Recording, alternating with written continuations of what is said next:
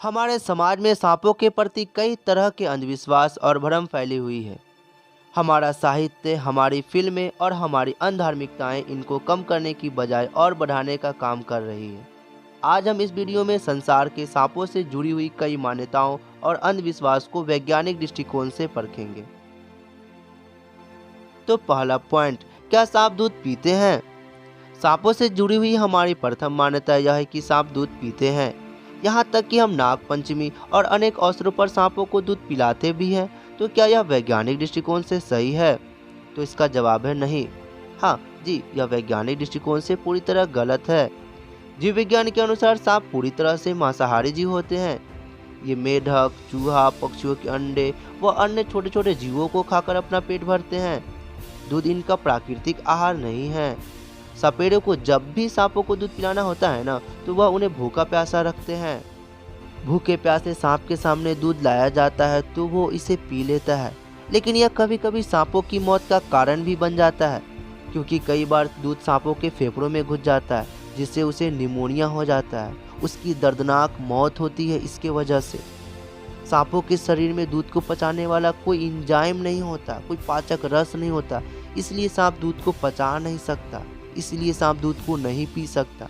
जैसे कि हम मानव इंसान ईंट को, पत्थर को, कंकर को नहीं खा सकते। क्यों नहीं खाते हैं? क्योंकि हमारे शरीर में इसको पचाने वाला कोई रस, कोई डाइजेस्टिव एंजाइम नहीं है, इसलिए इसको हम नहीं खाते हैं। क्यों नहीं खाते हैं? क्योंकि ये हमारे शरीर में पच ही नहीं सकता, इसलिए हम इसको नहीं खाते हैं। उसी प्रकार ये सांप दूध को नहीं पी सकता, क्योंकि इसके शरीर में इस दूध को पचाने वाला कोई एंजाइम ही नहीं है।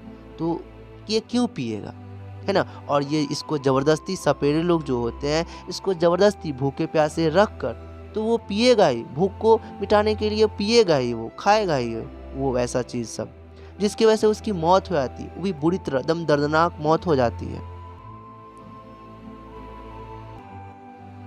दूसरा पॉइंट, क्या नागिन अपने नाग के कत्ल का बदला लेती है? हमारे समाज में ऐसी मान्यता है कि यदि कोई मनुष्य किसी सांप को मार देता है तो मरे हुए सांप की आंखों में मारने वाले की तस्वीर उतर आती है, जिससे पहचान कर सांप का साथी उसका पीछा करता है और उसको काट कर वह अपने साथी की हत्या का बदला लेती है। यह सांपों से जुड़ी हुई एक ऐसी मान्यता है और अंधविश्वास है जिसका हमारे यहाँ कहानियों और फिल्मों, सीरियलों में जमकर इस्तेमाल हुआ है। पर क्या यह वैज्ञानिक दृष्टिकोण से सही है? नहीं, ये बिल्कुल पूरी तरह गलत है। सांप जो होते हैं ना, वो अल्प बुद्धि वाले जीव होते हैं। इनके पास सेरिब्रम नहीं होता है, सोचने समझने की कोई शक्ति नहीं होती है। सांप जो होते हैं, है ना, अल्प बुद्धि वाले जीव होते हैं। इसका मस्तिष्क इतना विकसित नहीं होता कि ये किसी घटनाक्रम को याद कर सके और बदला भी ले। यहाँ तक कि इनके दिमाग में कोई सेरिब्रम नहीं पाया जाता।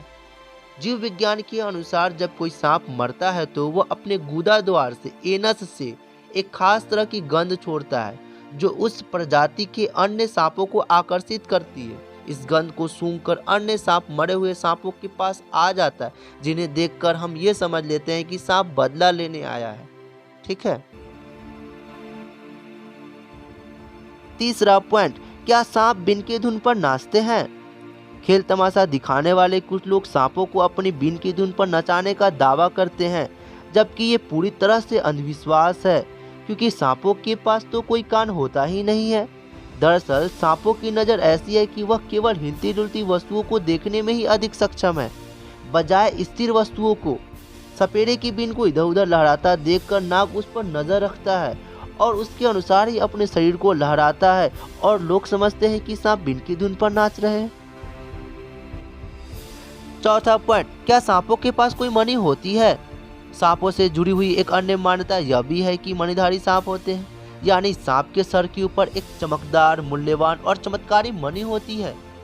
जीव विज्ञान के अनुसार यह भी मान्यता पूरी तरह बिल्कुल गलत है और अंधविश्वास है, क्योंकि दुनिया में अभी तक हजारों प्रजाति के करोड़ों सांप पकड़े जा चुके हैं, लेकिन किसी के पास किसी प्रकार की कोई भी मणि नहीं पाई गई।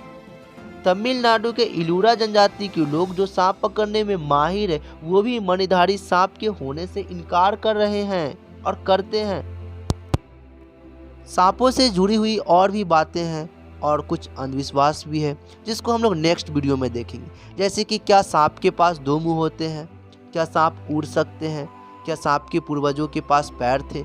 ऐसी बहुत सारी बातें हैं जिनको हम लोग नेक्स्ट वीडियो में या हमारे आगे आने वाली जो भी वीडियो होगी उनके माध्यम से जान लेंगे। पढ़ाई के साथ ये सब भी जानना चाहिए, ये सभी जानकारी हम लोगों को हासिल करनी चाहिए, ये सभी बहुत ज़रूरी है। ठीक है, तो उम्मीद करती है वीडियो आपको काफ़ी अच्छी लगी होगी, है ना। इस तरह का वीडियो पाने के लिए इस चैनल को सब्सक्राइब कर दे और साथ ही बेल आइकन भी प्रेस कर दे ताकि मिस ना हो, है ना। Thank you so much for watching this video.